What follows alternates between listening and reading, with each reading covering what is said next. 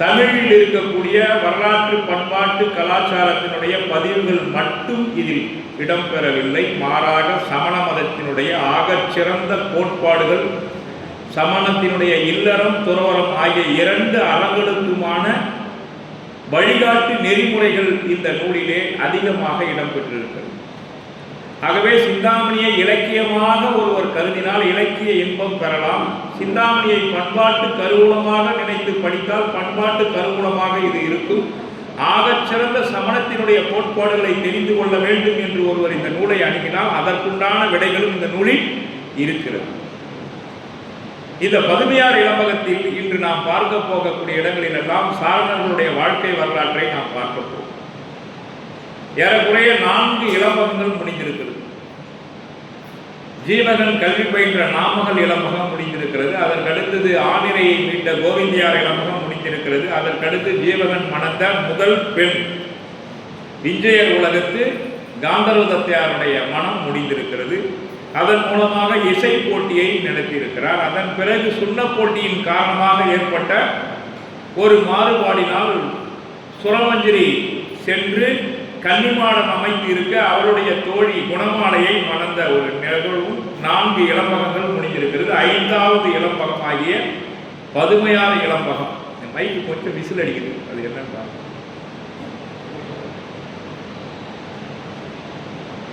வதுவைனா பெண்ணு, பதுமைனா என்ன?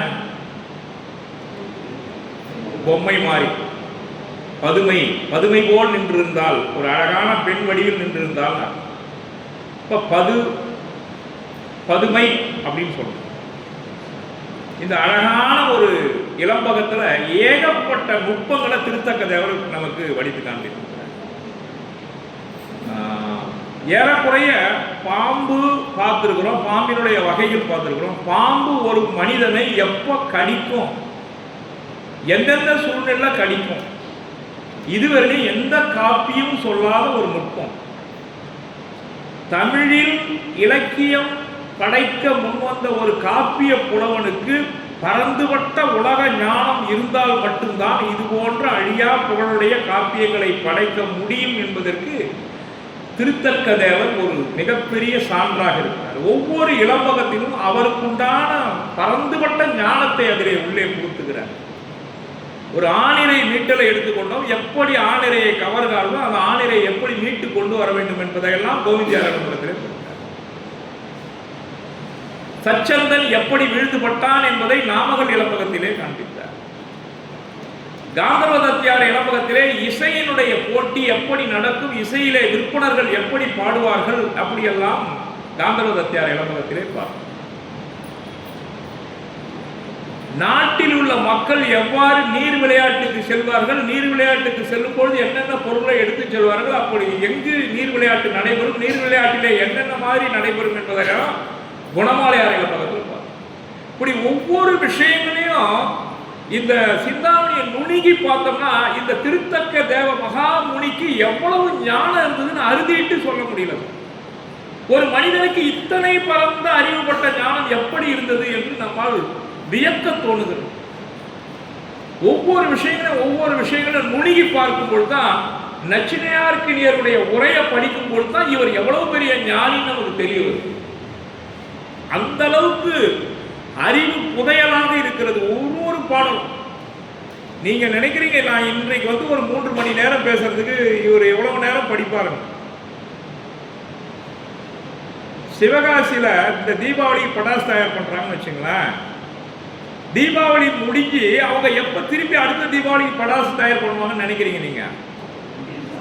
மறுநாளே, தீபாவளி முடிந்த மறுநாளே அடுத்த தீபாவளிக்கு உண்டான பட்டாசு தயாரிக்கிற வேலையை ஆரம்பிச்சுவாங்க.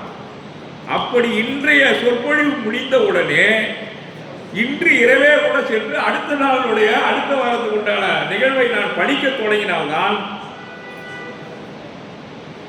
இல்லற புயலும் அரசு பணி புயலுக்கும் இடையில நான் இதை படிக்கணும்.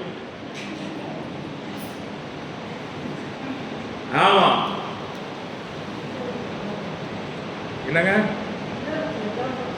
இல்லத்துல இல்லா புயல் அடிக்கிறதுன்னு நம்ம உங்க எல்லாரும் வீட்டுல அடிக்கிற புயல் தான் நம்ம வீட்டுல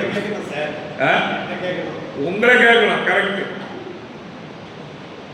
எவ்வளோ அடிச்சாலும் தாங்குறவர் ஒருத்தர் கிடைச்சிட்டாருன்னா புயல் கிடைக்காதுங்க.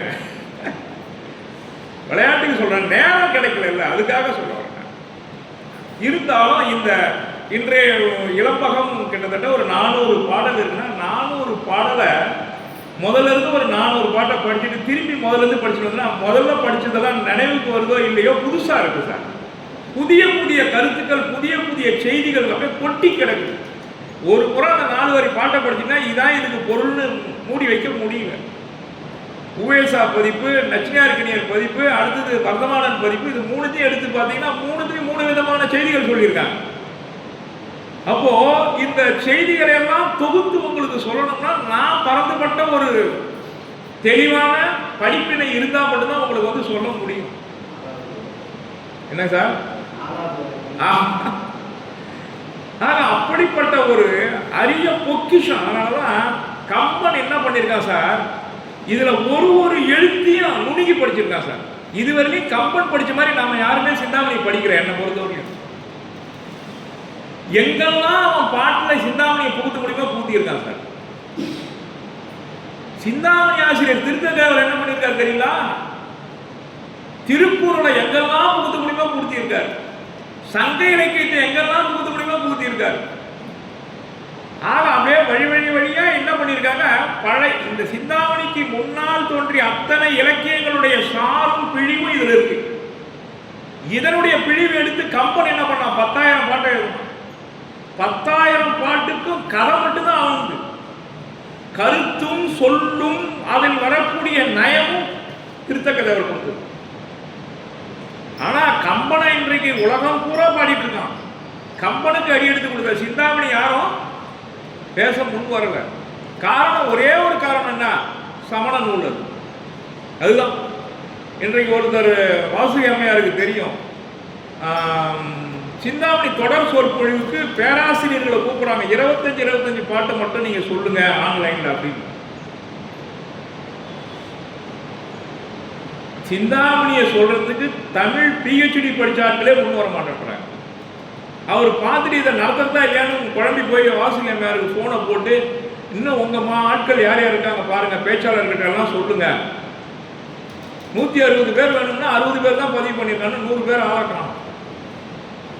தமிழ்நாடு மட்டும் இல்லை, என்டையர் தமிழ் கூறும் உலகம் எங்க இருக்கோ, இலங்கை, மலேசியா, சிங்கப்பூர், அங்க இருக்கக்கூடிய பேராசிரியர் கூட ஆன்லைன்ல கலந்துக்கலாம். ஓப்பன் டிக்ளேர் கொடுத்தாங்க, 25 பாட்டு சொல்லுங்க. 160 பேர் வேணும், 60 பேர் தான் பெயர் கொடுத்துருக்காங்க. அப்ப இன்னும் 100 பேர் கிடைக்கல. இதே நன்னூலுக்கு, கம்பராமாயணத்துக்கு, சிலம்புக்கு எத்தனையோ பேர் வராங்க. சிந்தாமணியை சொல்றதுக்கு யாரும் முன் வர மாட்டேன்றாங்கன்னா இதனுடைய நுட்பத்தை இன்னும் தமிழ் கூறும் உலகம் நன்கு உணர்ந்து கொள்ளவில்லை. கற்றவர் வெகு சிலர். ஆனா இது வந்து என்னன்னா பொக்கிஷம் சார். சிந்தாமணி நீங்க கையில எடுத்துட்டீங்கன்னா உங்க வீட்டுல மிகப்பெரிய ஒரு மாற்றம், மிகப்பெரிய ஒரு சந்தோஷம், மகிழ்ச்சி அத்தனையும் கிடைக்கும், ஐஸ்வர்யம் கிடைக்கும். நான் உண்மையா சொல்றேன், உணர்ந்து சொல்றேன். நான் எங்க பொறியாளர் ரமேஷ் ஐயாவை கேட்டு பாருங்க, இங்க படிக்க தொடங்கின பிற்பாடு அவருடைய வாழ்க்கையில் எவ்வளவு மாற்றம் நடந்திருக்கு. உணர்வு பூர்வமா இந்த நூலை படிக்கணும், அதான் முக்கியம். இந்த சிந்தாமணியை நாம என்னன்னா உயிர் மூச்சா படிக்கணும். நீங்க இப்ப மட்டும் இல்ல, உவே சாமிநாத ஐயர் பதிக்க தொடங்கிய நூல் சிந்தாமணி. அவர் உயிர் மூச்சு முடியும் பொழுது பதிப்பித்த நூல் இது. சிந்தாமணியுடைய பதிப்பில் தொடங்கிய அவருடைய பதிப்பு வாழ்க்கை, அவருடைய வாழ்க்கை முடிவிலும் சிந்தாமணியில் தான் முடிந்தது. 5 பதிப்பு போட்டார். முதல் பதிப்பில் தொடங்கியது, 5வது பதிப்பு முடிக்கும் பொழுது அவர் இறந்துட்டார். அவர் பையன் தான் வெளியிட்டார். சிந்தாமணிக்காக ஒரு மனிதர் வாழ்ந்தார்னா அது உவேசா. ஆகச் சிறந்த நம்முடைய சமண நூல் என்பதற்காக மட்டுமல்ல, நம்முடைய வாழ்வியல் விழுமியங்களை கொண்ட நூல் என்பதனால இதை தயவு செய்து படிங்க. இதை மாதிரி சொற்பொழிவு நடக்கும்போது வந்து கேளுங்க. இன்று மட்டுமல்ல, அது உங்களுக்கு மிகச்சிறந்த ஒரு மாற்றத்தை உண்டு பண்ணும் என்பதை மனதில் வைத்துக் கொள்ளுங்கள். நாம் இப்போ பதுமையார் இளம்பகத்துக்கு போயிடுவோம். குணமாலையார் இளம்பகத்தில் சுண்ண போட்டியின் காரணமாக நடந்த மாற்றத்தை எல்லாம் பார்த்துருப்பீங்க. ஜீவகனை கைது பண்ணி கொண்டு போறாங்க. ஒரு மனிதனுடைய வாழ்க்கை எந்த சூழ்நிலையிலும் எப்படி வேணாலும் மாறும். அதுக்கு 2 உதாரணம் இந்த காவியத்திலே. 1 3 உதாரணம் சொல்லுவேன். துறவியா போன அச்சனந்தி அடிகளுக்கு சூளை நோய் வந்து திரும்பி இல்லறத்துக்கு வந்துட்டார். என்ன உச்சம்னு சொல்ல முடியாத அளவுக்கு செல்வ உச்சத்தில் வாழ்ந்த விஜயமாதேவி. அவருடைய வாழ்க்கையில திடீரென ஒரு துன்பம் வந்தது. அதுக்கு திருத்தக்கதையில் சொன்ன ஓவம் என்னதுங்க? அகங்கை புறங்கை ஆனது. கையை திருப்புற நேரத்துக்குள்ள வாழ்க்கை தலைகளா மாறிடுச்சு. அதுபோல ஜீவகன் தன்னை கைது பண்றதுக்கு ஒருத்தன் இந்த நாட்டில் இருக்கானான்னு உலக மக்கள் அத்தனை பேருமே பெரிய வயசு. ஆனா ஜீவகன் கைது பண்ணி அழைச்சிட்டு போறான். மிகப்பெரிய ஒரு வீரன், பல்துறை குரிசில். அவனை புகழறது அப்படிதான் போடுறான். குரிசில்னா அறிவாற்றல் மிக்கவன், பல்துறை குரிசில்னா பல துறைகளிலும் வல்லவன். பல்துறை குரிசில். ஜீவகனுக்கு இத்தனை கலை தான் தெரியும் சொல்ல முடியாது, அத்தனை கலைகளும் தெரிந்தவன், கலையார்வம் மிக்கவன். அதனால்தான் அவனுக்கு இணையாக இந்த மண்ணிலும் விண்ணிலும் யாருமே ஒப்புமை இல்லையா. அப்படிப்பட்ட ஒரு சிறந்த காப்பிய தலைவன். அவனை கைது பண்ணிட்டு போறான்னா இது என்ன சொல்றதுன்னா, திங்களில் தீ தோன்றியது போலன்றார் ஒரு ஓமை. சார், நிலவு குளிர்ச்சியா இருக்குல்ல, நிலவுல தீ பிடிக்குமா? திங்களில் தீ தோன்றியது போல எதிர்பார்க்காத ஒரு மாற்றம் ஜீவகனுடைய கைது. அதிலிருந்து அவன் எப்படி தப்பிச்சான்? சுதர்சன தேவன் அவனை மார்போடு அணைத்து தேவலோகத்துக்கு அழைத்து சென்றான். அதோட குணமடையாரை நம்ம முடிஞ்சது. இப்போ அதன் பிறகு என்ன நடக்குதுன்றது நம்ம பார்க்கலாம். சுதர்சன தேவன் யாருன்னு உங்களுக்கு தெரியும். நாய் உடம்போடு அடிபட்டு கிடந்தவனுக்கு பஞ்சம நமஸ்கார மந்திரத்தை சொல்லி நாய் உடம்பை விட்டு தேவ உடம்பு கட்டுறதற்கான ஒரு அரிய பணியை செய்தவன் ஜீவகன். நாம போன முறை கேள்வி கேட்டிருந்தோம், சுதர்சனன் தேவ உலகு பெறுவதற்கு யார் காரணமாக இருந்தது என்று. அந்த நாயினுடைய கவனிப்பா, சொன்ன ஜீவகனா, சொல்லப்பட்ட மந்திரமா, 3ல் எது நமக்கு அந்த நாய்க்கு தேவ வடிவம் கிடைச்சதுன்றதுக்கு அந்த ஜீவன் புண்ணியத்தினால கிடைச்சது நாம சொன்னோம். ஆனா அந்த சுதர்சன தேவன் என்ன சொல்றான் இந்த பாட்டில் வரும்போது பார்த்தீங்கன்னா, எனக்கு நோய்களுடைய திரளாக இருந்த நாய் உடம்பை தவிர்த்து விட்டு இந்த அழகான தேவ உடம்பை கொடுத்தது ஜீவகன் அவன் சொல்றான். எவ்வளவு சிறப்பு பாருங்க. அதெல்லாம் நாம பார்க்க போறோம். அருமையான ஒரு பகுதி இது. தொடரலாம். ஜீவகன் சிறையில் இருந்தான். அதுல ஒரு அருமையான வார்த்தை போட்டிருக்காரு சார். என்னன்னா, வீட்டரும் சிறை. வீட்டரும் சிறைனா மிக கடுமையான ஒரு சிறைன்னு அர்த்தம். எந்த வழியும் தப்பிக்க முடியாத ஒரு சிறை. ஜீவகனை பிடித்த ஆக்ஷன் போற சிறையை பற்றி சொல்றார். ஆனாலும் கோட்டமில் குணத்தினான் ஒரு வார்த்தை போடுறார். கோட்டமில் குணத்தினான்னா மிக அற்புதமான குண தொகையாளன் அப்படின்னு சொல்றார். அந்த குணத்தொகையாளனுக்கே சிறைப்பட வேண்டிய ஒரு சூழல் வந்ததுன்னா நாம என்ன சொல்றது? அப்போ வாழ்க்கையில் நம்முடைய வினை பயன்தான் எல்லாவற்றையும் நிர்ணயம் செய்கிறது என்று சொல்கிறார்கள். ஜீவகன் ஏன் சிறைப்பட்டான் அப்படின்னா அதுக்கு ஒரு பாயிண்ட் சொல்றாரு. என்னன்னு கேட்டீங்கன்னா, போன பிறவில அவன் செய்த தீவினை. பிரித்தான், பிரிந்தான். 2 வார்த்தை ஞாபகம் வச்சுக்கோங்க. பிரித்தான், பிரிந்தான். அன்னப்பார்ப்பை அதனுடைய தாயிடமிருந்து பிரித்தான். அதனால் இவன் தாயிடமிருந்து பிரிந்தான். என்ன அழகான வார்த்தை போட்டுருக்காரு. திருத்தக்கதை அவர் போட்டிருக்காரு. இந்த 2 வார்த்தை பக்கத்தில் வருது. பிரித்தான், பிரிந்தான். பிரித்தாய் பிரிந்தனை அப்படின்னு வரும். அப்போ இந்த இடத்துல திருத்ததேவர் என்ன சொல்றாருன்னா, நீங்க என்ன செய்வீங்களோ கண்டிப்பா அதனுடைய பலனை நாம் அனுபவிக்கிறோம். அது எந்த பிறவிலும் தெரியாது, எந்த நேரம் வரும்னு தெரியாது, என்றைக்கு வரும்னு தெரியாது. கோவலன் ஏன் கொலை பண்ணப்பட்டான்? ஒரு வணிகனாக வியாபாரம் செய்ய வந்தவன அரசாங்கத்திற்கு காட்டி கொடுக்கக்கூடிய ஒரு துரோகி என்று அவனை கொண்டு போய் அரசாங்கிட்ட நிற்க வச்சதுனால யாரும் அறியாத ஒரு வணிகன் கொலை உண்ணப்பட்டான் கோவலனால முற்பிறவியில். அதனால இந்த பிரிவில் கோவலன் கொலை உண்ணப்படுகிறான். ஒரு சினிமா படத்துல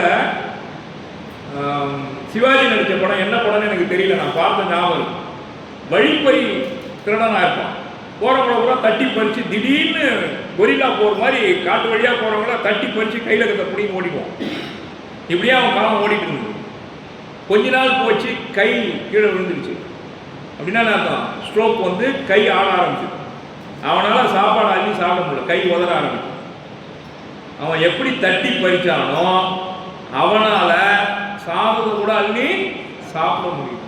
சொல்லுவாங்க நீ எப்படிலாம், அவனே சொல்லுவான் அந்த கேரக்டர்ல, நான் தட்டி பறிச்ச அத்தவனுடைய சொத்தை, அதனால என்னால கையால சாதத்தை கூட எடுத்து சாப்பிட முடியல. என்ன செய்யறோமோ அது கண்டிப்பாக திரும்பி வந்து நம்மை அடையும் என்பதுதான் சமணத்தினுடைய ஒட்டுமொத்த கருத்து. அப்போ அதுலேருந்து நாம் விடுபடணும்னா என்ன செய்யணும்? முதல்ல ஒரு போட்டுக்குள்ள வர தண்ணியை அடைக்கணும், அப்புறம் வந்துட்ட தண்ணியை வெளியேறும். அப்போ என்ன பண்ணணும்? நம்முடைய ஆன்மாவோட இணைஞ்சிட்ட வினை இருக்கு, புதிய வினை வராமல் தடுக்கணும். இதெல்லாம் நீங்கள் நம்ம ஈராறு சிந்தனைகளில் படிச்சிருக்கோம். இல்லை, வினை வரும் வாயில்கள், வினை வரும் வாயில்கள் எதுவோ அதை பார்த்து தடுக்கணும். ஆசை அந்த வினையை தடுத்துட்ட பிற்பாடு அதை நாம என்ன பண்ணோம்? செழிப்பு செய்யணும் இல்லைங்களா? இந்த ரெண்டையும் நாம செய்தோம்னா அதுக்கு தான் இந்த பிறவி. அதுக்கு தான் இந்த பிறவி. நீங்க வந்து ஒரு ஒரு கஷ்டப்பட்டு ஒரு இஎம்ஐ போட்டு ஒரு இடத்த வாங்கி அதில் வீடு கட்டி கிரகப்பிரவேசம் பண்ணி அதில் நம்ம சொந்தக்காரங்களுக்கு மத்தியில் நம்ம வாழ்ந்து காட்டுறது, அதுக்கு இந்த பிறவி இல்லை. அதுக்கு இந்த பிறவி இல்லை. வினைகளை தடுப்பதற்கும் வினைகளை உதிர்ப்பதற்குமான ஒரு பிறவிதான் இந்த மனித பிறவி. அதை நாம் உணர்ந்து கொண்டு இல்லற பணியை செய்யுங்கள், அதற்கிடையே நம்முடைய ஆண்மனுக்கான பணியையும் செய்யுங்கள், ஆண்மனை மறந்து விடாதீர்கள் அப்படின்னு சொல்ல. உயிர் கிழவன் அப்படின்ற வார்த்தை யாரை குறிக்குதுன்னா ஆண்மனை குறிக்குதான். உயிர் கிழவன், இந்த உடம்பு போயிடும், உயிர் இருக்கும். இந்த பிறவி பிணி அப்படின்னு சொல்லி பிறவி பெருங்கடல் அப்படின்னு திருக்குறள் சொல்லுது இல்லைங்களா? அதுக்கு பரிமேலழகர் ஒரு உரை எழுதியிருக்காரு சார். ஏன் அந்த பெருங்கடல்னு சொன்னார்? பிறவி பெருங்கடல் நீந்துவர் நீந்தார் இறைவனடி சேராதார்ன்றதுக்கு பிறவியை ஏன் பெருங்கடல் என்று சொன்னார் திருவள்ளுவர் அப்படின்றதுக்கு பரிமேலழகர் உரை எழுதுறாராம். இந்த பிறவி தொடர்ச்சின்றது அனாதி காலமா இருக்கு. அது வந்து கவுண்ட்லெஸ் அண்ட் எண்ட்லெஸ். அதனால அந்த பிறவி பெருங்கடல்னு சொன்னாங்க.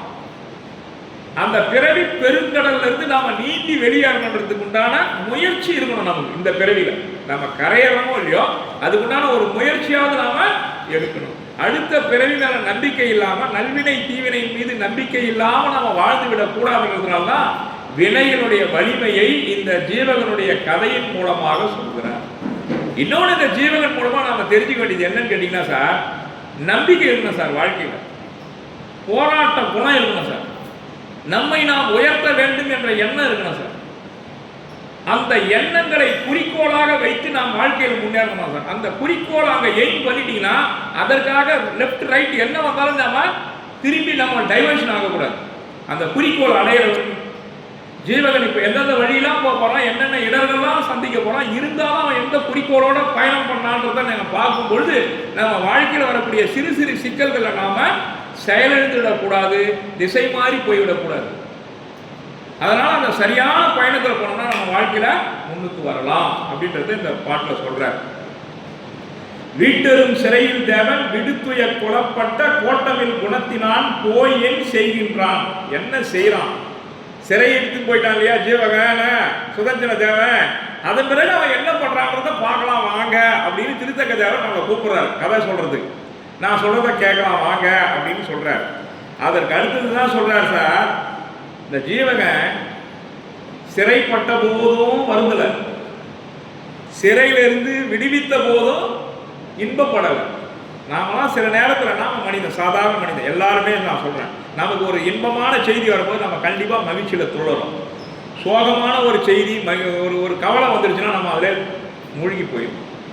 ஆனால் பரிபக்குவமான ஆன்மா இன்பத்தையிலையும் கொண்டாட்டமா எடுத்துக்காது, துன்பத்திலையும் துவண்டு போயிடாது. இதுக்கு பேர் சமதா பாவனைன்னு சொல்லுவாங்க. இந்த சமதா பாவனை இருக்கணுமா. இதை தான் உணர்ச்சிகள்ல சொல்லுவாங்க. நகையே, அழுகை, இனிவரல், மறுக்கை, அச்சம், வெகுளி, பெருமிதம்னு சொல்லுவாங்க. அதுல 8 சொன்னா அதுல 9வது சுவை எதுனா இந்த சமதா பாவனை. இந்த 9வது சுவை உணர்ந்தவர்கள் யாரெல்லாம் சமணர்களாம். வேற யாரும் அந்த பொருத்தம் கிடைக்காது. அந்த அந்த தெளிவு யார் முதல்ல சொன்னதுன்னா சமணர்கள் தான் சொன்னாங்க. அதனால எவ்வளவு பெரிய உச்சத்துக்கு போகும்போது உன் நிலை தெரியாம இருக்கணும். கீழே வரும்பொழுது நீ மயங்கி விடக்கூடாது. அதுதான் திருக்குறள் ரொம்ப அழகா பகவந்தாச்சாரியார் சொல்றார். நிலையின் திரியாது அடங்கியான் தோற்றம் மலையினும் மானப்பெரி. இல்லைங்களா? அப்போ நம்ம நல்வினை பயனாக நமக்கு எல்லா இன்பங்களும் சேரும் பொழுதும் நாம் நிலையிலிருந்து மாறிடக்கூடாது. தீவினையின் பயனால் நமக்கு சறுக்கல் வரும்பொழுது நாம் தோண்டுவிடக்கூடாது. எல்லாவற்றையும் வினையின் பயன் என்று எடுத்துக்கொள்ள வேண்டிய பரிபக்குவத்தை ஜீவகனுடைய கைது பண்ணி ஆட்சி போனான். அப்பயும் அவன் வருதல. சுதந்திர தேவனை அவன் கூப்பிடல. சுதந்திர தேவன் தானா வந்து அவன் என்ன பண்றான், அந்த இடர்ல இருந்து கொண்டு போறான், மிகப்பெரிய பிரளயத்தை உண்டு பண்ணி. அப்பயும் அவன் என்ன பண்றான், அதையும் சந்தோஷமா எடுத்துக்கலையான். அதை தான் அழகா திருத்தக்கதவர் என்ன சொல்றாரு. விலங்குவில் உமிழும் பூனான் விழுச்சிறை பட்ட போதும் நலங்கள் தன் தாரினான் அருள் சிறை விடுத்த போதும். சிறைப்பட்ட போதும் சிறை விடுத்த போதும். இன்றைக்கு இருக்கிற அரசியல்வாதி சிறைக்கு போகும்போது தான் சந்தோஷமா கை காமிச்சிட்டு போறான். இல்லைங்களா? அதை நாம பார்க்க வேண்டாம். இப்படி ஜீவகன் இரண்டையும் ஒன்றாக எடுத்துக்கொண்டான். ஊழ்வினை என்று விட்டான். அதான் முக்கியமானது. சிறைப்பட்டதுக்கும் ஊழ்வினை காரணம். சிறையிலிருந்து சுதந்திரம் நம்மளை விடுவிச்சதுதான் எது காரணம்? ஊழ்வினை காரணம். சிறைப்பட்டதற்கு கட்டிகாரனுடைய மதனனோ சிறை விடுத்ததுக்கு சுதந்திரனோ காரணமா அவன் எடுத்துக்கல. அதான் நம்ம முக்கியமானது. அப்ப நமக்கு யாராவது இன்பம் தந்தாலும் அவங்களால நமக்கு இன்பம் வந்ததுன்னு நினைக்காதீங்க. துன்பம் வந்தாலும் அவங்களால துன்பம் வந்ததுன்னு நினைக்காதீங்க. அவங்க நிமித்த காரணம். நாம் ஈட்டிய நல்வினையும் தீவினையும் தான் நமக்கு நல்லதும் தீயதுமாக அவர்கள் மூலமாக வருகிறது. ஆகவே அம்பின் மீது நோகாதீர்கள், நம்முடைய வினையின் மீது மட்டும் நோகுங்கள். ஒருவர் உயர்ந்த புண்ணிய பலனால் நிம்மதியாக இருக்கிறார், நாம் பல இன்னல்களை அடைகிறோம் என்று சொன்னால் அவர் ஈட்டிய நல்வினை நாம் ஈட்டவில்லை என்று நினைத்து நல்வினை ஈட்ட வேண்டுமே தவிர அவர் மீது நமக்கு பொறாமையோ பொற்றறிப்போ வரக்கூடாது. அதை தான் நாங்க சமணம் சொல்லுது. அவர் ஈட்டிய நல்வினை நாம ஈட்டல, நல்வினை நமக்கு குறைஞ்சு போச்சு, அதனால நாம துன்பப்படுறோம். நாம எது தொட்டாலும் கொஞ்சம் கஷ்டமாகும். அவர் எந்த விதமான முயற்சி இல்லாம அவர் நல்லா இருக்கார். அது காரணம் என்ன? அவர் ஈட்டிய நல்வினை. அப்படிதான் நாம எடுத்துக்கணும். அந்த பரிபக்குவம் நமக்கு வரணும். ஆகவே அதை புரிந்து கொள்ளுங்கள். அப்போ உலங்கலம் துயர்ந்த தோளான் ஊழ்வினை என்று விட்டான். அப்ப எதற்கு எடுத்தாலும் ஊழ்வினையுடைய வலிமை தான் சொல்லும். இப்ப கூட அடுத்த வாரம் டி நகர்ல ஒரு பட்டிமன்றம், திருக்குறள்ல ஒரு தலைப்பு கேட்டிருந்தாங்க. திருக்குறள் பெரிதும் வலியுறுத்துவது ஊழின் வலிமையா உழைப்பின் மேன்மையா? ரெண்டுமே கரெக்டாக இருக்கு மாதிரி தான் இருக்கு. ஊழையும் சொல்லியிருக்கு திருக்குறள், உழைப்பையும் சொல்லியிருக்கு. எது அதுல வலிமை உடையது அப்படின்றத சொல்லணும் திருக்குறள் அடிப்படையில். சமண நூல்கள் அத்தனையும் ஊழை பத்தியும் பேசுது, ஊழை வென்றெடுக்கக்கூடிய உபாயத்தையும் சொல்லுது, ஊழினுடைய வலிமையும் சொல்லுது, அந்த ஊழை உட்பக்கம் காண்பதற்கான உபாயத்தையும் சொல்லுது. அப்படி உபாயத்தை கண்டவர்கள் தான் 24 பேர். யாருங்க அவங்க 24 பேர்? தீர்த்தங்கர பரமேஸ்வரன். ஊழை வென்றவர்கள் அவர்கள் உயர்ந்து நின்றிருக்கிறார்கள். நாம் இன்னும் ஊழை வெல்ல உபாயம் தேடாமல் இருக்கிறோம். நாம் இன்னும் பிறவியில் உழன்று கொண்டு இருக்கிறோம். ரைட். அடுத்து பாருங்க, சுதஞ்சரன் சந்திரோதய மலை மீது அவன் அழைச்சிட்டு போறான். சுதஞ்சரன் இப்படி கட்டி பிடிச்சு ஜீவனை அழைச்சிட்டு போறான். அது ஒரு ஓமை சொல்றார் திருத்தக்க தேவர். நிலவு சூரியனை கட்டி பிடிச்சி அழைச்சிட்டு போனா எப்படி இருக்குமோ அப்படி இருக்கா சார். இந்த தேவர்கள் ஒரு நல்ல தேஜஸான ஒரு வடிவம் உடையவங்க. அவங்கள நிலவு சம்பந்தமா இளம் சூரியன் போல இருக்கான் ஜீவகன். ஜீவகனை அனைத்து இவன் சந்திரோதய மலைக்கு அழைத்து செல்லக்கூடிய காட்சி எப்படி இருக்குது என்று சொன்னால், ஒரு நிலவு இளம் சூரியனை கட்டிப்பிடித்து அழைத்து மேலே சென்றால் எப்படி இருக்குமோ அப்படி இருக்கிறது என்று ஓமை பாருங்க. என்ன ஒரு அருமையான ஓமை சார். நீங்க கொஞ்சம் நினைச்சு பாருங்க. ஜீவகனை நிலவாவும் சுதந்திரனை சூரியனாவும் ஏன் மாத்திரனா, சுதந்திர தேவனை காட்டிலும் வல்லமை உடையவன் ஜீவன். எப்படி வல்லமை உடையவன் சொல்லுங்க போக. எப்படி வல்லமை உடையவன்? ஏன் திருத்தக்க தேவர் இப்படி சொன்னார்.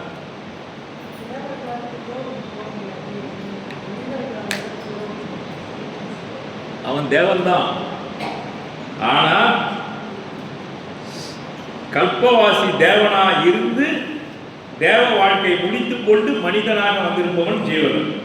இவன் தர்மவ மோட்சகான், இவன் மோட்சத்துக்கு போக போறான். சுதர்சன தேவன் நினைச்சாலும் இன்னும் மோட்சத்துக்கு போக முடியாது. ஆகவே மோட்சகாமியாக இருக்கக்கூடிய ஜீவகனை இளம் ஞாயிறாகவும் அவனை சுமந்து செல்லக்கூடிய தேவனை நிலவாகவும் இங்கே ஒப்புமைப்படுத்தியிருக்கிறார். எவ்வளவு அருமையான ஒரு ஒப்புமை பாருங்க சார்.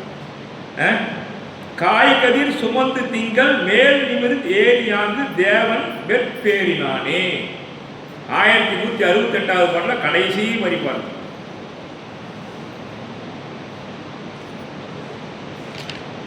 அந்த சுதர்சன தேவன் இருக்கிற மலைக்கு பேரு சந்திரோதயம் ஒரு மலையா சார். அந்த மலைக்கு அவன் அழைச்சிட்டு போயிடலாம், மேலே தூக்கிட்டு போயிடலாம். மேலே அழைச்சிட்டு போனவுடனே முதல்ல ஜீவகனை என்ன பண்றான், குளிப்பாட்டுறான். அவருடைய தேவிமார்கள்லாம் அழைச்சிட்டு வந்து ஜீவகனை காண்பித்து ஜீவகனுடைய தேஜஸை பார்த்த உடனே தேவிமார்கள், தேவர உலகத்தில் இருக்கிற ஆண்கள் தான் அழகு, அந்த அழகை காட்டிலும் இப்படி ஒரு பரிசுத்தமான ஒரு அற்புதமான ஒரு தேஜஸான ஒரு அழகனை எங்க கண்டுபிடிச்சா, எங்க இருந்து இட்டுட்டு வர அப்படின்னு அவங்க வியக்கிறாங்க. அவர்கள் எல்லாரும் சேர்ந்து நறுமணமிக்க தண்ணீர்ல ஜீவகனை நீராட்டுறாங்க. அது எப்படி இருக்குன்னா, அதுல ஒரு வார்த்தை போடுறாரு, பவித்திர குமரன் அப்படின்னு போடுறாரு. பவித்திர குமரன் என்ன சார்? பவித்திரம்னா என்ன சார்? தூய்மை. தூய்மையான குமரனை நீராட்டினார்கள் சொல்றாங்க. ஏன் முதல்ல எடுத்த உடனே ஜீவகனை நீராட்டுறாங்கன்றதுக்கு ஒரு விளக்கம் எனக்கு புரியல. தேவ உலகத்துக்கு போன உடனே முதல் காரியம், நாம கூட யாராவது விருந்தாளி வந்தாங்கன்னா முதல்ல என்ன பண்ணுவோம், குளிச்சுட்டு வாங்க டிஃபன் ரெடி ஆகிடுன்னு சொல்றேன் இல்லைங்களா, அது போல இயல்பா இருக்கும்னு நான் நினைச்சேன். இதுக்கு ஒரு அர்த்தம் போட்டிருக்காரு. என்னன்னா, அவன் எங்க இருந்து வரான்? சிறையில இருந்து விடுபட்டு வரான். சிறைக்கு போற இடம் நல்ல இடம் இல்லை. அவன் சிறைச்சாலைக்கு போகல, இருந்தாலும் கையில விலங்கு பூட்டிட்டான் இல்லையா, அப்ப சிறையிலிருந்து வந்ததனால அவனுடைய குலத்திற்கும் அவனுடைய பெருமைக்கும் அது இழுக்கு, அது இன்றோட முடியிட்டு முதல்ல குளிச்சுட்டு வாயான்னு சொன்னான். இந்த விளக்கத்தை நச்சினியாருக்கு எழுதியிருக்காரு. குளிச்சுட்டு வந்தது பாடுதான் அந்த சிறையிலிருந்து வந்த பாவம்லாம் போனது பாடு பவித்திர குமரனாக ஆகிவிட்டான் என்று பவித்திர குமரன் என்று சொல்கிறார் அந்த இடத்துல. அதற்கு அடுத்தது சார், குளிச்சுட்டு வந்துட்டான். அவனுடைய அரண்மனையில தேவ உலகத்துல உங்களுக்கு தெரியும், அத்தனை வாத்தியங்களும் இசைக்க நடனம்லாம் நடக்கும். அப்படி ஜீவகன் துன்பத்திலிருந்து வந்திருக்கான்றதுனால அவனுடைய மனம் குளிரணுன்றதுக்காக நாட்டியங்கள்லாம் ஏற்பாடு பண்றாங்க. நாட்டியம் நடக்குது அரண்மனையில. அந்த பெண்கள் நீங்க நினைக்கிற மாதிரி, நீங்க கூந்தல் எத்தனை வகையான கூந்தல் போடுவீங்க? 5 வகையான கூந்தலை திருத்தக்க தேவர் சொல்றாரு. பெண்கள் அந்த காலத்துல பின்னல்ல 5 வகையான அழகான சொல்றாரு. அதுல கொண்டை, குழல், பனிச்சை, சுருள், முடி 5 வகையா டிசைன் பண்ணுவாங்களாம் தலைமுடிய. இது யாருக்கு சார் தெரியும்? ஒரு திருத்தக்க தேவர், ஒரு மகா முனி. அவருக்கு எப்படி இந்த ஞானம்லாம் வந்திருக்குன்னா, இதுதான் அவங்களுடைய பரந்துபட்ட ஞானம் சார். எல்லா துறையிலையும் அவங்களுக்கு அறிவு இருந்திருக்கு, எல்லா துறையிலும் கற்று துறை போய்யவர்கள் இருந்திருக்காங்க. 5 வகையான கூந்தல்கள் அணிந்த தேவ பெண்களாக இருந்தார்களாம் அவர்கள். அதையெல்லாம் சொல்றார். இந்த சுதர்சன தேவன் கேட்காமே இங்க வந்து பண்ணா இல்லைங்களா, உதவி பண்ணா இல்லைங்களா. இதுக்கு ஒரு ஓமை என்ன சொல்றாருன்னா, வாழ்க்கையில நீங்க எந்த உதவி பண்ண போனாலும் மறந்துடுங்க, ஆனா உங்களுக்கு யாராவது உதவி செய்த அந்த நன்றியை மட்டும் மறக்கக்கூடாது. என்றென்றைக்கும் உதவி செய்தவங்களுக்கு நாம அவங்க செய்த நன்றியை மறக்கவே கூடாது. நன்றியை மறந்துட்டு வச்சுக்கோங்க, அதை விட பாவக்கருவம் வேற எதுவுமே கிடையாது. அதனால்தான் திணை துணை உதவி செய்யும், அதை பனை துணையாய் கொள்வர் பயன் தெரிவார். சுதர்சன தேவனுக்கு பாவம் அடிபட்டு போச்சேன்னு நாய்க்கு உபதேசம் பண்ணார். அந்த நன்றி விசுவாசத்தை எந்த நேரமும் ஜீவன் எங்க இருக்கார், எப்படி இருக்கார், அவருக்கு ஏதாவது ஆபத்து வந்துருச்சா அவரையே பார்த்துட்டு இருக்கலாம். எங்க இருந்து தேவலோகத்திலிருந்து. ஏன்னா அந்த ஒரு விஷயம் சொல்ல சார், இருக்கிற விலங்குகள்லேயே மோசமான விலங்கா நாம திட்டுறது, யாரையாவது திட்டணும்னா கூட முதல்ல எந்த விலங்கு சொல்லி திட்டணும்? நாய் சொல்லிடுவோம். ஏன் அந்த விலங்கு மட்டும் அவ்வளவு கேவலமானது? நன்றி விசுவாசம் உள்ள ஒரு விலங்கு. ஒரு பிஸ்கட் போட்டுட்டோம்னா அந்த நாய் எப்படி வாழாட்டு இருக்கார்? பாக்கெட்டா வாங்கி அது கொடுக்குறோம் பையன். என்னைக்கும் அதே மாதிரி நம்ம கிட்ட நன்றியோட இருக்கிறாங்க. ஆனா ஒரு பிஸ்கட் போடுறோம், அந்த நாய் திருப்பி போட மாட்டாங்க, நம்ம கூட ஓடியாந்து உடாசு. அவ்வளவு விசுவாசமான அந்த நாய். ஆனா திட்டும் பொழுது அந்த நாயை சொல்லி தான் திட்டும். அவ்வளவு கேவலமான ஒரு விலங்கு அது. அப்படின்னா ஏன் இப்படி உலகத்தார் அந்த நாயை பழிக்கிறாங்கன்னா, திருத்தக்க தேவர் ஒரு இடத்துல சொல்றாரு இந்த பாட்டில், எல்லா விலங்குகளை காட்டிலும் நோய்களுடைய இருப்பிடமாக இருக்கிறது இந்த நாய். நாயினுடைய மேனியில, நாயினுடைய கண்கள்ல, நாயினுடைய உமிழ்நீர்ல எல்லா விதமான நோய்களினுடைய திரளா இருக்கிற ஒரு உருவம் எதிரான நாயம். அதனாலதான் நாயை நாம வீட்டுக்குள்ள சேர்க்காம, சுதர்சன தேவன் நாயா இருக்கும்போது கூட திருத்தக்க தேவர் ஜீவகனை அதை தொட்டு பராமரிக்கிற மாதிரி காண்பிக்கல. பாத்தீங்களா? அதனுடைய காதல மந்திரத்தை சொல்றார், ஆனா அதனுடைய உடம்பை ஜீவகன் தொட்டதா காண்பிக்கல. பூனை வீட்டில் வளர்க்கணும் கூடாது. பூனையை நீங்கள் வளர்த்து அது முடி கொட்டுறதுக்கு நீங்கள் காரணமாக இருந்தீங்கன்னா 7 ஊரை கொழுந்துன பாவம் இருக்குன்னு நம்முடைய தாத்தா பாட்டி சொன்னதெல்லாம் கேள்விப்பட்டிருக்கோம். அப்போ சில விலங்குகளை நம்ம தொட்டு பராமரிக்கக்கூடாது. அது நம்ம சமண நெறிப்படி நான் சொல்றேன். ஆகையினால நாய் வளர்க்கறதா இருந்தா கட்டி போட்டு யாராவது வீட்டில் வளர்த்தீங்கன்னா அது மிகப்பெரிய அன்னப்பார்ப்பை ஜீவகன் பிரித்ததற்கு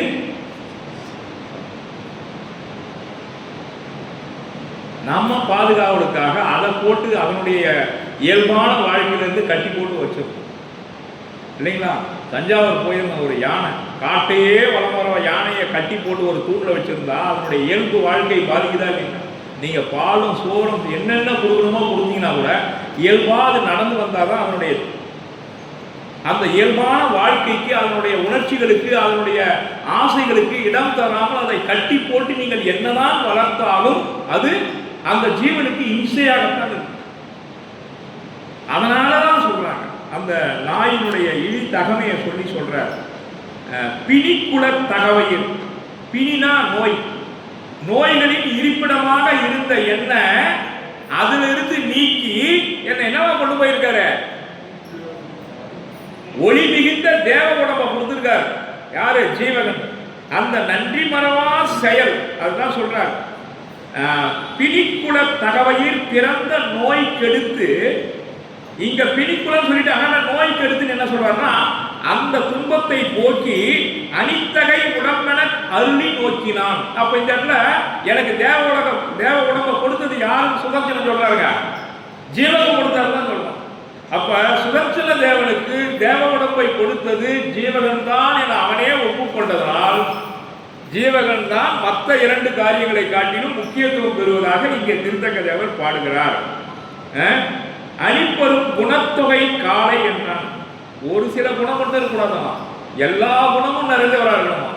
அவங்களுக்கு தான் குணத்தொகையாளன் பெறும். ஜீவகன் அப்படி குணத்தொகையாளனாக இருந்தான். மணிக்கல தக தமிழ் அணைய மாண்பினான் என்று சொல்கிறார். அடுத்தது பார்த்தீங்கன்னா அந்த தேவிமார்கள் என்ன சொல்றாங்க, அந்த மண்ணு ராசனாபுரம் யாருக்கு சொந்தம்? ஜீவனுக்கு சொந்தம். நாம முதல் காரியமா என்ன பண்ணணும்? அவனுக்குரிய நாட்டை மீட்டெடுத்து அவனிடம் ஒப்படைக்க வேண்டும். அதற்கு என்ன காரியமோ செய்யுங்க. முதல்ல கட்டினார்ந்து நாட்டை மீட்டு எடுத்துட்டு வாங்க அப்படின்னு தேவிமார்கள் எல்லாம் சுதர்சனனுக்கு ஆலோசனை சொல்கிறார்கள். அடற்கரும் பகைன்னு சொல்றாரு. அத பகை எனக்கு அவனுக்கும் பகைன்னு சொல்லியிருக்கலாம். அது ஒரு ஓமை, எத்தனை ஓமை போறார்? கரும்பகைன்னு சொல்றாரு. கரும்பகைனா அவன் வீட்டுல உட்கார்ந்த காக்கா என் வீட்டுல உட்காரவே கூடாது, கடும் பகை. அதோட நிறுத்தல, அடற்கரும் பகை. அப்ப ஜீவனுக்கு கட்டிக்காரன் இருக்கக்கூடிய பகையை எப்படி சொல்ல வர்றாரு பாருங்க. பகைன்னு சொன்னாரு, கரும்பகைன்னு சொன்னாரு, அடற்கரும் பகைன்னு சொன்னார். அப்ப அடர்த்தியான கருமையான பகைன்னா அர்த்தம் அவ்வளவுக்கு அவ்வளவு மேல இருக்கிற பகை இருக்கு அப்படின்னு. ஏன்னா நம்பிக்கை துரோகி ஆயிடும் இல்லைங்களா?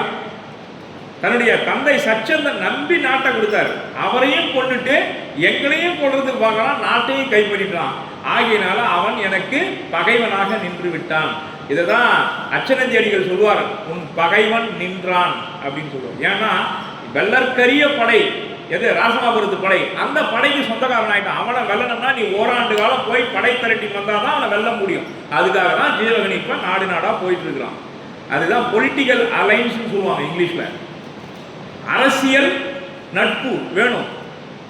நாம ஒரு கேள்வி அவங்களை கேட்பாங்க, ஜீவகன் ஏன் 8 பெண்களை மணந்தான்?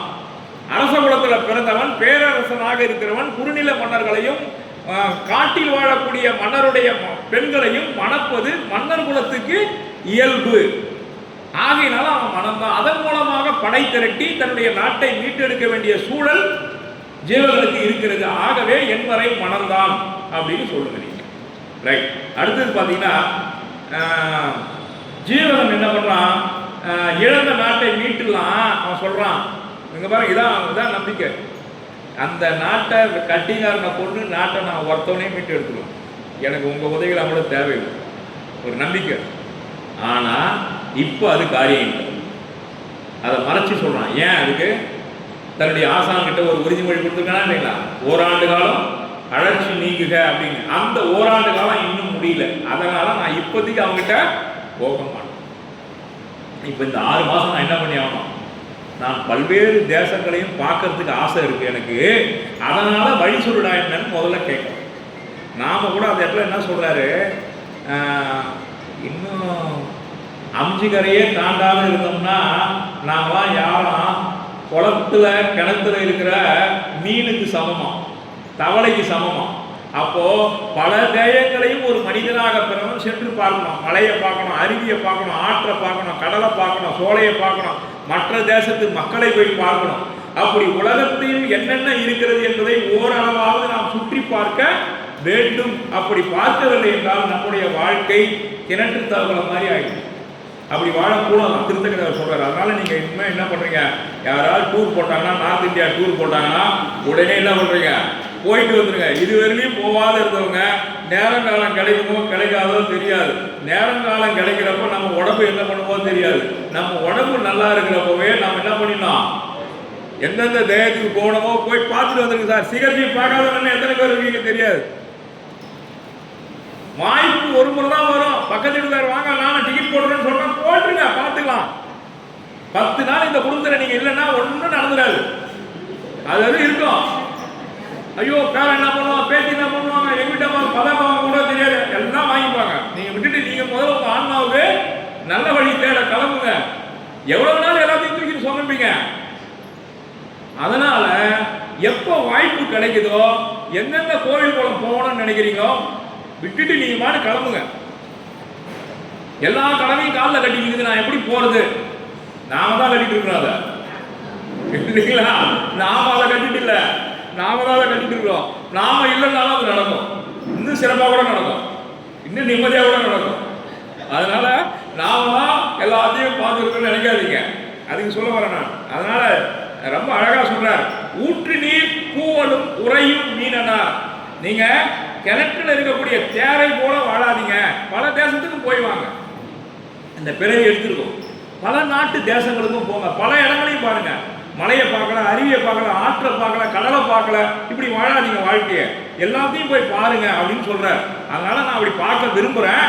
அதனால சுதர்சன தேவா, நான் இப்போ நாட்டை மீட்டெடுக்கிற வேலை இப்போ வேணாம், நான் பல நாடுகளும் போக போறேன்னு சொன்ன உடனே சுதர்சன தேவன் சார், நீங்க அப்படியே கண்ணாடியில் பார்த்தா மாதிரி சுதர்சன தேவன் ஜீவகனுக்கு நீ எந்தெந்த நாட்டுக்கு போறன்னு ரூட் போட்டு கொடுக்குறான் சார். அதை ஒரு கிட்டத்தட்ட ஒரு 20 பாட்டில் சொல்லிட்டு வரான்.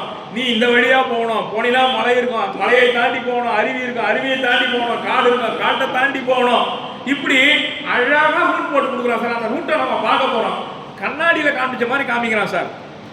ஒரு கைடு இருந்தால் கூட நமக்கு இப்படி காமிச்சு போக மாட்டாங்க, அவ்வளோ அழகாக சொல்லிட்டு போறார். அதை தான் நம்ம இப்போ பார்க்க போறோம். அரணபாதம் என்ன ஆச்சுங்க? ஆமாம், மைக்கு கொஞ்சம்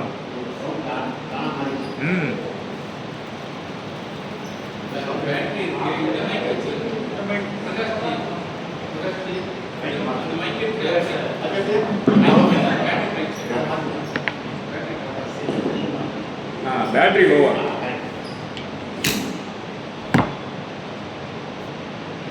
இதை வச்சு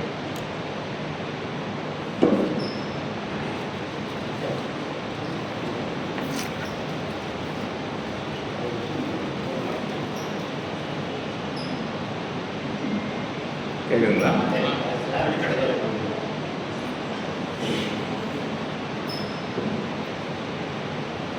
அப்போ சவுண்டு கம்மியா இருக்க மாதிரி இருக்குது.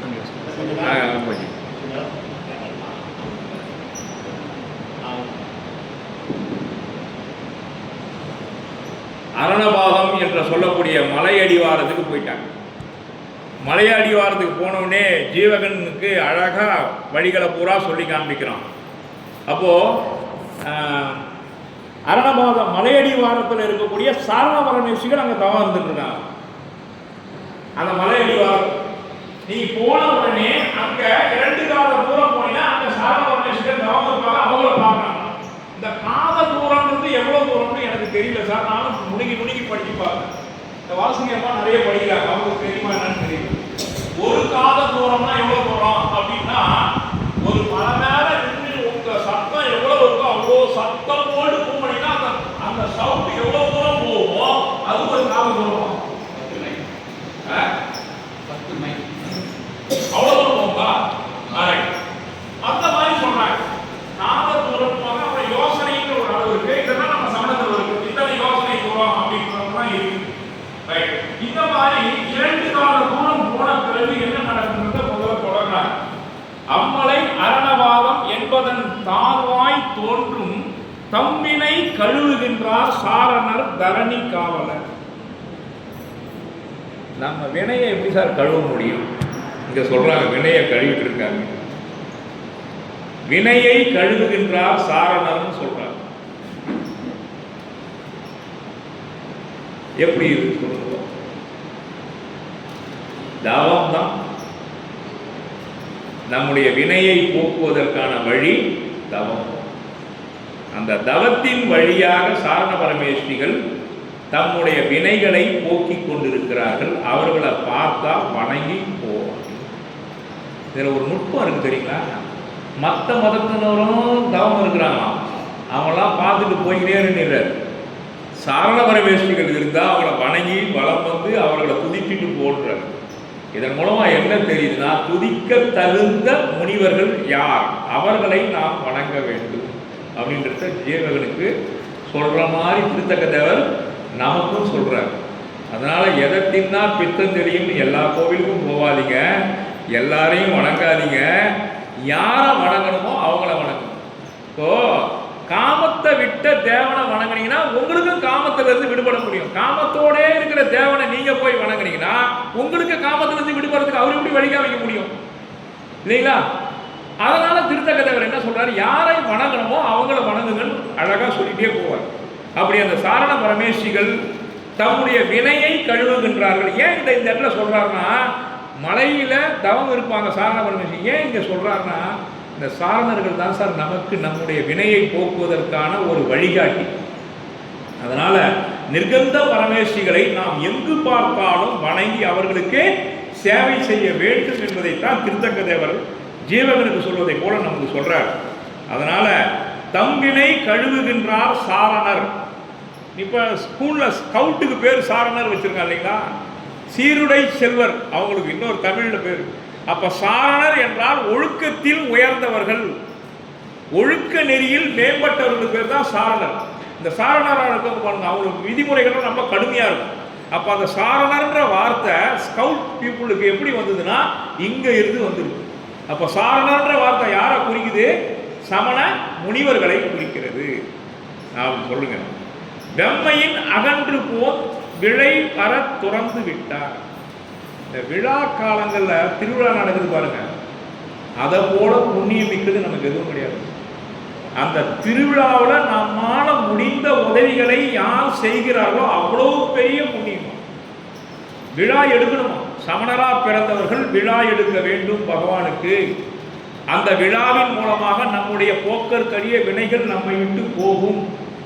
விழா தானாக எடுக்க முடியாதவர்கள் விழா நடைபெறும் இடங்களுக்காக சென்று பகவான் திருவீதி விழாவுக்கு உதவி செய்ய வேண்டும்.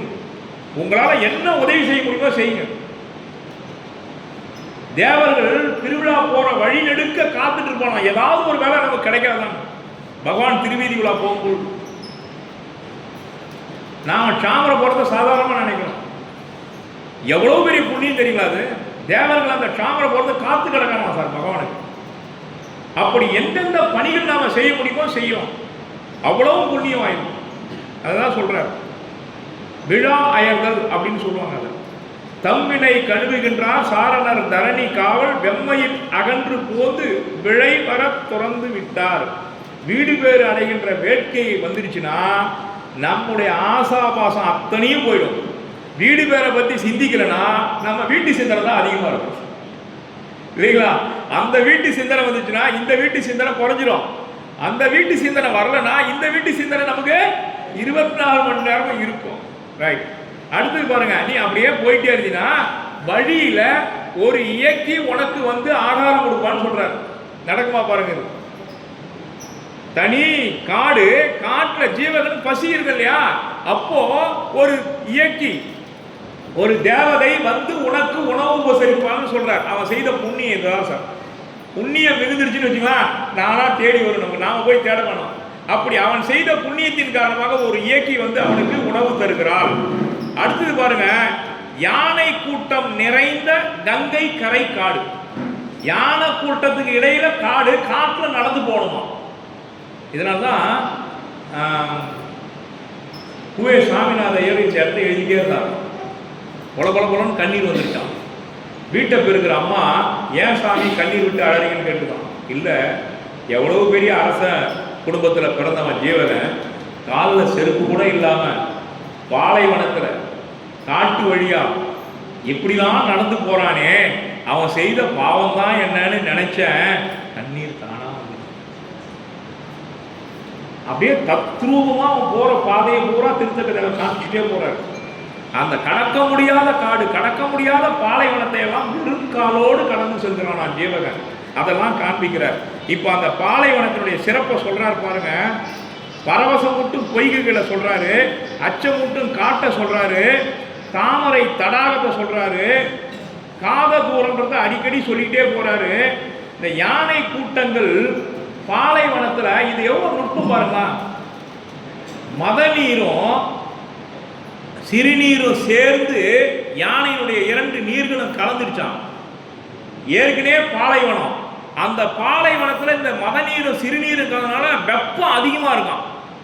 அந்த வெப்ப காற்றை தாங்க முடியாம அந்த பாலைவனத்தில் இது நீர் தான் நினைச்சு, தண்ணீர் தான் நினைச்சு அந்த பாம்புகள் அங்க வருதான். அந்த நீரினுடைய வெப்பத்தை தாங்க முடியாம சுருண்டு போய் விழுந்து இறந்து போதும்.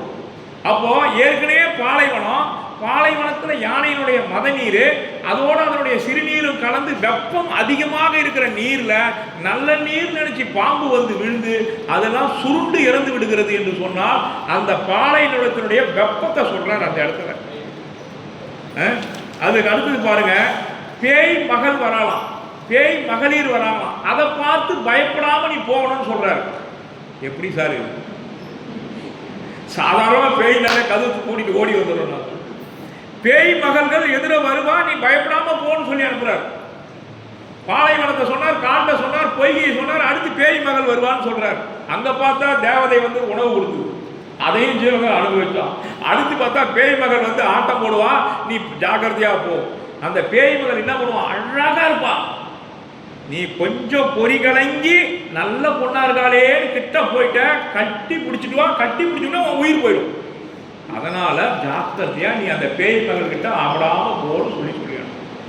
எவ்வளவு அழகா சொல்றாரு, உயிரை கொள்ளும் பேய்கள் அது அப்படின்னு சொல்றாரு. 1183வது பாடல் சார். அடுத்தது, அழகிய மேகலை போன்ற இனிய நாடு. பயண களைப்பு போனோம்னா ஒரு 2 நாள் தங்கணும் இல்லை, 2 நாள் நீ தங்கி போ அந்த மலையில, அழகான சேஃப்டியான இடம், அந்த இடத்துல நீ தங்கி போன்னு அதையும் சொல்றாரு. 2 நாள் தங்கி போ, தங்குற இடம் முதல்கொண்டு சொல்றாரு. அடுத்து பாத்தீங்கன்னா அந்த காட்டு வழியா அடுத்து நீ தொடங்குற இடம் காடு. அந்த காடு பயங்கரமான காடு. கமலஹாசன் ஒரு கதை சொல்லுவான் பார்த்துருக்கீங்களா, ஒரு சினிமா பாட்டில், சிங்கம் புலி கரடி அது கத்துற மாதிரியே கத்துவான். ஏன் கத்துறேன்னா, நான் சிங்கம் புலி கரடி கத்துறேன், நீ ஏன் அழுகுற அப்படின்னு அந்த குழந்தைகிட்ட பேசுவான். அதே மாதிரி அந்த சிங்கம் புலி கரடிலாம் இருக்கக்கூடிய காட்டை அப்படியே தத்ரூபமா சொல்றாரு. இந்த காட்டை யார் கடந்து போவான்னா, விதி முடிஞ்சவன் எவனோ அவன் தான் கடந்து போவான். உயிர் போனாலும் போயிடும் அந்த காட்டில். அப்ப விதி முடிந்தவர் கடந்து செல்லும் காட்டை நீ கடந்து செல்ல வேண்டும் சொன்னா யாரா போவானா சார் அந்த ரூட்ல?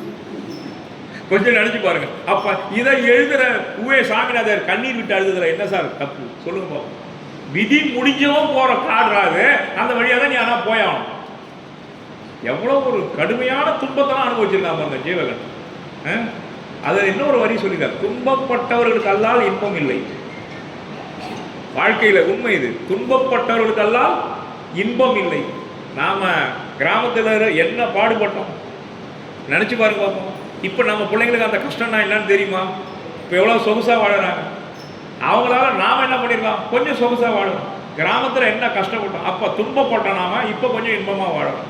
துன்பப்பட்டவர்களுக்கு அல்லால் இன்பம் இல்லை. நாம நினைச்சு பாருங்க, நாம இந்த இடத்துக்கு வர்றதுக்கு துன்பத்தை அனுபவிக்காம நேராக வந்துட்டுமா? இல்லை.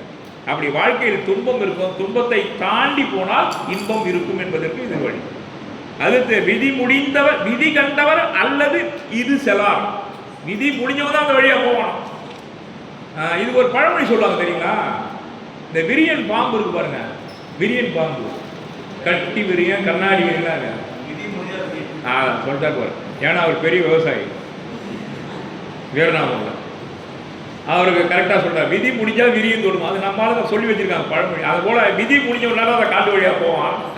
நீ அந்த காட்டு வழியா போடு சொல்லி அனுப்புறா சுதந்திர தேவன், அதையும் தயாரித்து போறான்.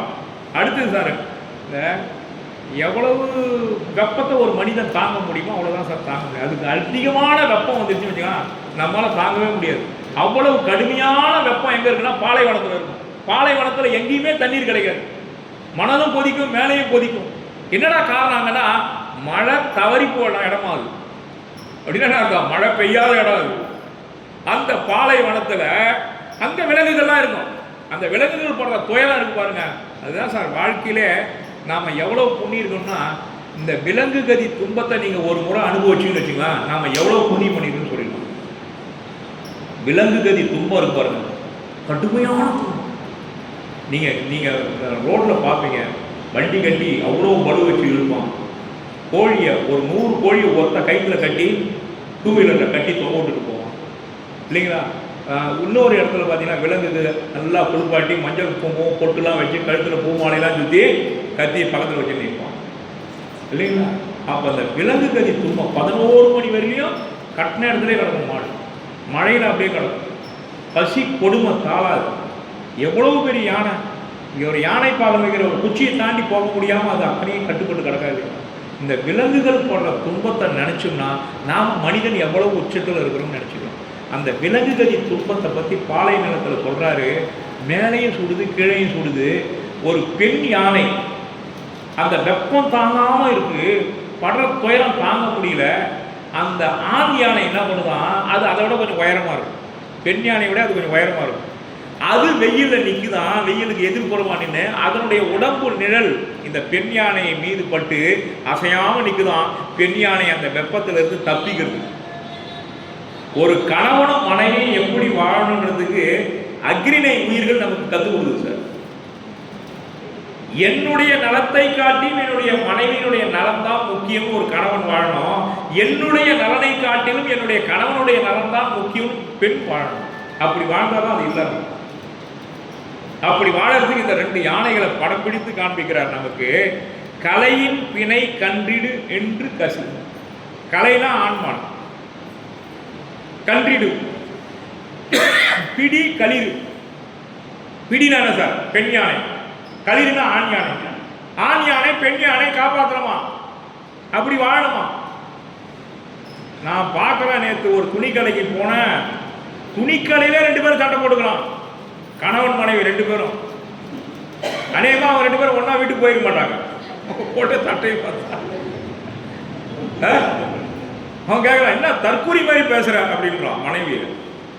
என்னடா நீ இப்போ அதிகமாக பேசுறான் அந்த அம்மா. அங்கேயே இதுக்கு மேலே காது கொடுத்துட்டா நம்ம கூட்டில் நம்ம குடும்பத்தில் ரவு சுத்துற போது நாங்கள் கிளம்பி வரணும். ஆக இந்த கணவன் மனைவிக்குள்ள எப்படி வாழணுன்றது அழகா அக்ரிணை உயிர்கள் மூலமா படம் பிடித்து காண்பிக்கிறார் பாருங்க.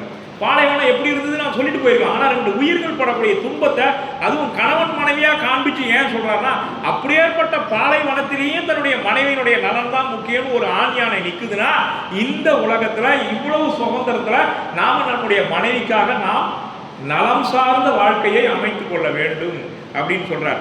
அடுத்து பாருங்க, இந்த தவ முனிவர்களை பார்க்கணும்னா நெறி தளர்ந்தவர் நெஞ்சுருகி அங்க தவம் பண்றாங்க. அவங்களாம் பொறியினுடைய வகையை அறிந்து தவம் பண்ணலையாம். அதனால அவங்களுடைய நீங்க அவங்கள பார்த்துட்டு போயிட்டே இருக்கிறார்.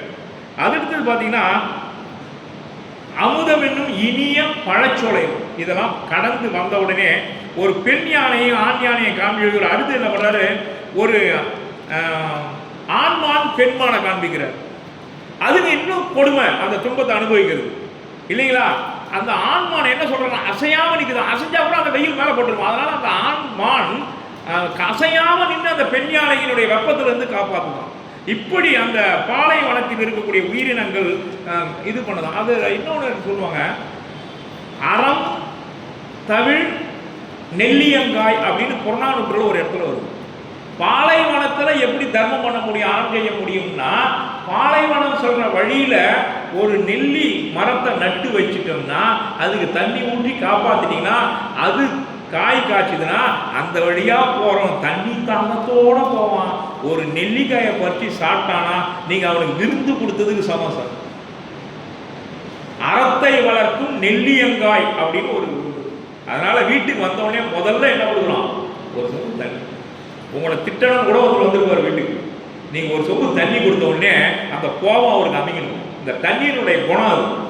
அதனால வீட்டுக்கு வந்தவுடனே வாங்க உட்காருங்க, இந்தாங்க தண்ணி சாப்பிடுங்க, தண்ணி குடிக்கிறீங்களான்னு கேட்கக்கூடாது. சிலர் கேட்கறாங்க, அப்படி ஏங்க தண்ணி குடிக்கிறீங்களா, எடுத்துட்டு வரோம் அப்படி கேட்காம வந்த உடனே அவங்களுக்கு அன்போட தண்ணீர் கொடுக்கணும், வாங்கன்னு கொடுக்கணும், அன்போட தண்ணீர். இப்போ இருக்கிற குழந்தைங்கள்லாம் பார்த்தீங்கன்னா குவாரியும் கேட்குற மாதிரி பார்ப்போம். கதவு தட்டின உடனே நான் பையன் கதவு தட்டின உடனே சொந்த சித்தமாக வந்துருப்போம், யாரும் கேட்போம் உள்ள வரீங்களா அப்படியே போறீங்களா, யாரை பார்க்கணும், அப்பாவை பார்க்கணுமா அம்மாவை பார்க்கணும், எதுக்கு வந்தீங்க, இத்தனை கேள்வி கேட்டு அவரை கேட்லேயே நிற்க வைக்கிறான் பையன். வாங்கன்னு கூப்பிட்றதுக்கு தெரியல. வந்தவங்களையும் வீட்டுக்குள்ள வந்தவங்களையும் வாங்கன்னு கூப்பிட தெரியல. என்ன பரம்பரை என்னன்னு தெரியல. ரைட். அடுத்தது பாருங்க, அறிவை மயக்கக்கூடிய இன்பத்தில் ஆழ்ந்து விடாம வரணுமா. இந்த மலை இருக்கு, பக்கத்துல ஆறு போகுது, அதுக்கு நடுப்புற கொஞ்சம் இடம் இருக்கும். அந்த இடத்துல விளைஞ்ச பழம் எவ்வளவு இனிமையா இருக்கு பாருங்க. அந்த பழங்களை பறிச்சு ஜீவகன் சாப்பிட்டுட்டு போனான். மலை, அருவி, அதுக்கு இடையில இருக்கிற நிலத்துல விளைந்த பழம். இப்போதான் நாம சாப்பிட்ற ஆப்பிள், ஆரஞ்சு இதெல்லாம் மாச கணக்கில் ஏசி ஹாலில் உள்ள இருந்துட்டு குடோன்ல இருந்துட்டு வெளியே வருது. அது எப்போ பறிச்சு பேக் பண்ணலான்னு தெரியாது. ஆனால் இயற்கையாக பழுத்த பழங்களை அவன் சாப்பிட்றான். அதுவும் எப்படியா என்ன அழகா சொல்றாரு, அதை ஒரு மலை, அது பக்கத்தில் அருவி ஓடுது, அதுக்கு இடைப்பட்ட நிலத்துல விளைந்த பழங்களை சாப்பிட்டுருக்கான் ஜீவகன். அதனால அந்த இனிய பழச்சோலை சொல்ற. அங்கேயும் சொல்றார், முள் நிறைந்த பழம் இது சார், மேலே பார்த்தா முள்ளா இருக்கும், உள்ள சுளைகளா இருக்கும், பலாப்பழம். அதை சொல்றாரு. நாங்களும் பலாப்பழத்தை 2-3 சாப்பிட்டாலே பித்தம் ஆகுதுன்னு நினைக்கிறோம். பலாப்பழம் நல்ல பழமா அந்த காலத்தில் இருந்தது. அதோட இல்லாமல் மா பலா வாழை தான் விரும்பி சாப்பிட்ருக்காங்க. அதில் குலை வாழைன்னு ஒரு வகை இருந்திருக்கு சார். மலை வாழை பார்த்துருக்கோம், குலை வாழைன்னு ஒரு வாழை இருந்திருக்கு. குலை வாழை பழத்தை சாப்பிட்ருக்காங்க. சொல்லுங்க எங்கே கிடையாது, எங்கள் ஊரில் எட்டு போய் நட்டு வச்சிடறாரு விவசாயத்தை. ரைட். அடுத்தது குளிர் நிழல் உடைய சித்திரக்கூடம்ன்ற இடத்துக்கு போகிறான். அதுங்க பார்த்தீங்கன்னா அஞ்சனமா நதி போயிட்டு இருக்கு. நான் கொஞ்சம் வேகமாக போகிறேன். மலை வளம் நிறைந்த இடம் அது. அங்கே அந்த மலை வளத்தில் நீ மயங்கி அங்கே நின்றுடாத, அந்த சோலை நுகர்வுல அங்கேயே நின்றுடாத, அங்கேருந்து நீ உடனடியாக போயிட்டே இருக்கணும்னு சொல்கிறார். இப்போ அழகாக ஒரு ஓமைப்படுத்துறாரு. முல்லைப்பூ பூத்துருக்குது, வேங்கை மரத்தை சுற்றி முல்லைப்பூ பூத்துருக்குது. அது பக்கத்தில் விரல்கள் போல இருக்கக்கூடிய பூ எதுங்க? விரல்களை போல இருக்கக்கூடிய பூ சிவப்பு கலர்ல இருக்கும். செங்காந்தல் மலர், அதனுடைய பேரு நான் சொல்ல தெரியும், உங்களுக்கு கொஞ்சம் ஞாபகப்படுத்துறேன். ஆமா, செங்காந்தல் மலர். மஞ்சள் கலரும் சிவப்பு கலருமா இருக்கும், அது கை விரல்கள் மாதிரி இருக்கும். அதனால செங்காந்தல் மலர்னே பேர். இந்த இந்த 2 மலரையும் பார்த்தாரு யாரே திருத்தக்க தேவர். பார்த்தவர் என்ன பண்ணலாம், முல்லையும் பூத்துருந்து செங்காந்தல் மலரும் பூத்துருந்து சொல்லிட்டு போயிருக்காங்கல்ல. ஆனா அவர் எப்படி ஊமைப்படுத்துறாரு பாருங்க, நம்மளை எப்படி அழகுப்படுத்துறாரு பாருங்க. இந்த இந்த முல்லை மலர் பூத்திருக்கான், அந்த பூ மொட்டா இருக்குதான். மொட்டா இருக்கும்போது ஒரு நல்ல மனுஷனுக்கு திடீர்னு ஒரு சறுக்கல் வந்துருச்சுன்னா தீய மனிதர் என்ன பண்ணுவானா, அவனை பார்த்து சிரிப்பான். பத்தியாடா எப்படி ஆட்டம் போட்டான், அவன் வாழ்க்கையில் ஒரு சறுக்கல் வந்துச்சு பத்தியா அப்படின்னு நினைப்பானா.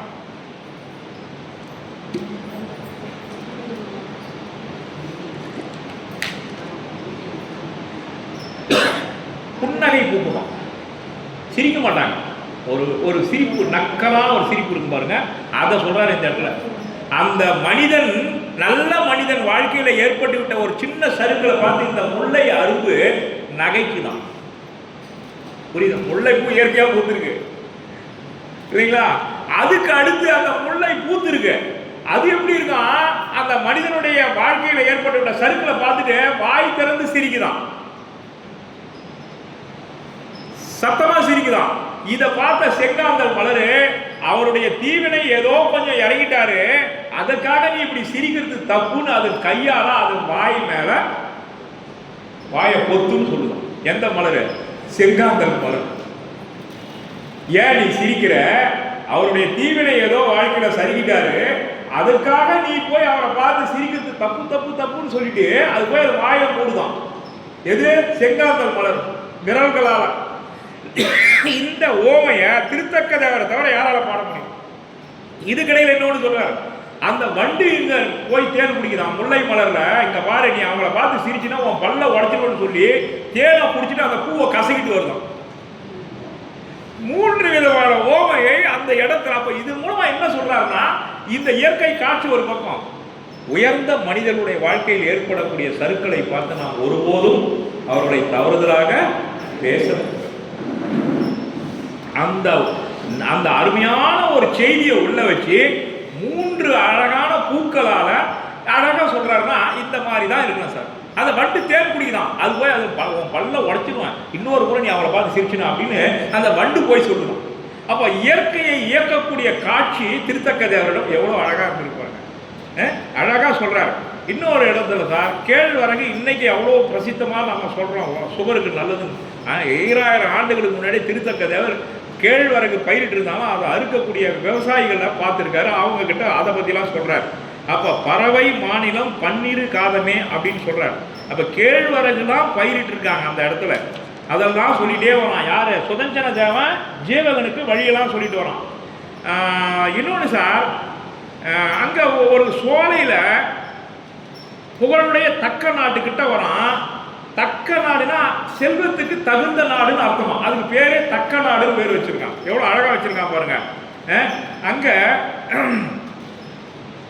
பார்த்தீங்கன்னா பேர் ஒளி எழுது, அந்த பேர் ஒளிகளை எல்லாம் பதிவு பண்றாரு.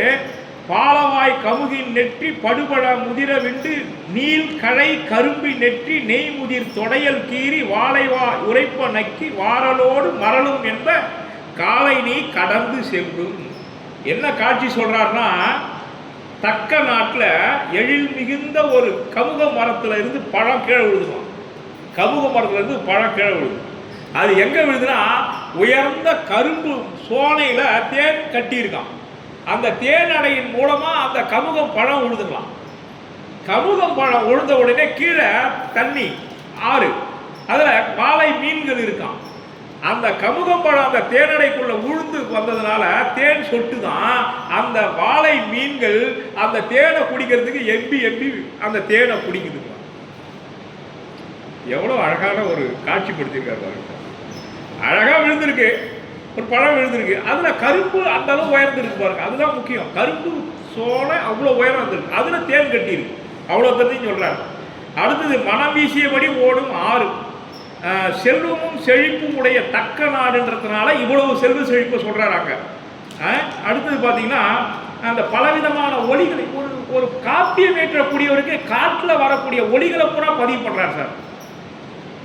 அதெல்லாம் சொல்றாரு. என்ன கடுந்துடி குரலோடு கடையும் கல்குரல் நெடுங்கைமான் குரல்மணி அருவி வீழ்குரல் அடும்புடி குரலோடு மயங்கி அஞ்சிய இடும்பைமான் குரல் அப்படின்னு சொல்றார். என்னன்னா, விரைந்து ஒலிக்கும் உடுக்கையோட ஒலி, நீண்ட கனமான துதுக்கையை உடைய யானையினுடைய பிளிரல், அதற்கு அடுத்தது பார்த்தீங்கன்னா வைர மணிகளை அறிந்து கொண்டு ஓடுகிற ஆற்றினுடைய ஒளி, இத்தனை புலி உருவக்கூடிய ஒளி, அதை கண்டு மான் பயந்து அது கத்துற கத்து, இத்தனை சவுண்டையும் பதிவு பண்றாரு ஒரே பாட்டில். அப்போனா அந்த இயற்கை காட்சி அவர் எப்படி ரசிச்சு பார்த்துருக்காருன்றத நமக்கு சொல்றாரு. அடுத்தது பார்த்தீங்கன்னா, ஒரே இடத்துல 4 குளம் இருக்குமா, 4 குளத்துலையும் 4 விதமான டேஸ்ட் உள்ள தண்ணியா.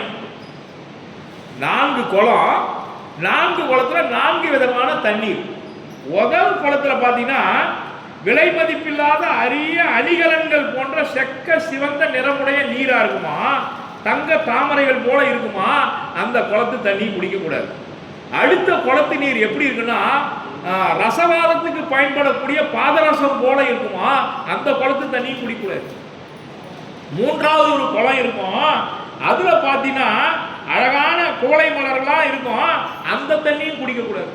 4வது ஒரு குளம் இருக்கும், அந்த தண்ணி எப்படி இருக்குன்னா மிகச்சிறந்த ஒரு அமிர்தம் போல இருக்கும், அந்த தண்ணி தான் நீ குடிக்கணும். மற்ற 3 தண்ணியை குடிச்சினா உன் உயிர் போயிடும் சொல்லி சொல்றேன். எவ்வளவு அழகா இந்த இடத்த சொல்லிட்டு போறாரு பாருங்க. அடுத்தது பார்த்தீங்கன்னா, சரி இந்த 4 குளத்தையும் காப்பாற்றுவான் யாரா, அங்க யாரா பாதுகாப்பான்னா, அங்க வேடுவனுக்கு இருப்பான். அவன் மறைஞ்சி நின்று டபால் மேல குதிச்சு நம்மளை தீர்த்து கட்டுவான். கொரில்லா போர் கேள்விப்பட்டிருக்கீங்களா? கொரில்லா போர் இப்படிதான், மரத்து மேலேயும் மலை மேலேயும் இருப்பான். அவன் எங்க பதங்கி இருக்கிறானே கண்டுபிடிக்க முடியாது. அந்த கொரில்லா போர் நம்ம மிகப்பெரிய ஒரு பிரச்சனையா இருந்தது. அதை போல சண்டை போடுவான். அந்த வேடுவர்கிட்ட இருந்து நீ ஜாக்கிரதையா போ அப்படின்னு சொல்றாரு. வில்லேந்திய வேடர்கள் தான் இருப்பானா. அடுத்தது பார்த்தீங்கன்னா நல்ல பயணம் தான். அதுக்கு அடுத்தது ஒரு பாதையை சொல்றாரு. அந்த பாதை எப்படி இருக்குமா, ஒரு சிறந்த பாதையா, ஒரு ஆடல் அழகி ஆடி மயங்கினதுனால அவளுடைய உடம்பு இழைச்சி போயிருக்கான். அந்த மாதிரி பாதை வரும், அந்த பாதை வழியா போன்னு சொல்லி ஒத்தையடி பாதையாம். அதை எப்படி ஓமைப்படுத்துறாரு, ஒரு ஆடல் அழகு ஆடி களைச்சிருப்பா, அது போல இழைத்த வழியா இருக்கும், ஆனா சேஃப்டியான வழி, அது வழியா போ அப்படின்னு வழி காண்பிக்கிறார். இத்தனை ரூட்டு போட்டு காமிக்கிற ஆள் யார் இருக்கா சார்? எந்த இலக்கியத்திலும் இப்படி ஒரு வழியை சொல்லி போற ஆள் கிடையாது. இது ஒரு அமைப்பு வேற எந்த இலக்கியத்திலும் கிடையாது. ஆகியனால இனிய நல்வழி பயணமா போகும் அப்படின்னு சொல்றார். அடுத்தது பாத்தீங்கன்னா, தினமலர் நாம இப்ப பேப்பர்ல பார்க்கணும்ல, தினமலர். அந்த தினமலர்ன்ற பெயர் எங்க எடுத்திருக்காங்கன்னா சிந்தாமணியில எடுத்திருக்காங்க. 1208வது பாட்டுல தினமலர்ன்ற வார்த்தை வருது. 1208வது பாட்டுல பாரு, இன்னும் தினமலர் 2 இடத்துல வரும். ஆமா ஆமா, தினமலர்.